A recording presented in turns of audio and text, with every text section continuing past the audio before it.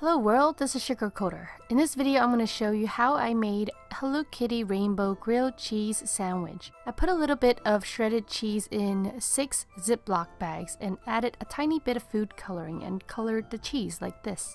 And then in a frying pan on low heat, I sprayed a little bit of oil and then placed the wheat bread on top to make the grilled cheese sandwich. So to make a grilled cheese sandwich, normally you would use slices of cheese, but instead I used the rainbow shredded cheese like this. To make the Hello Kitty shape, I put the Hello Kitty sandwich cutter on top and then I just trimmed off the edges of the bread. Last but not least, I dust the top with powdered sugar. And then voila, a cute Hello Kitty rainbow grilled cheese sandwich. Have you ever had a rainbow grilled cheese sandwich before? If so, let me know in the comments and let me know what you thought about it. I hope that you liked this video. Thank you so much for watching and have a sweet day.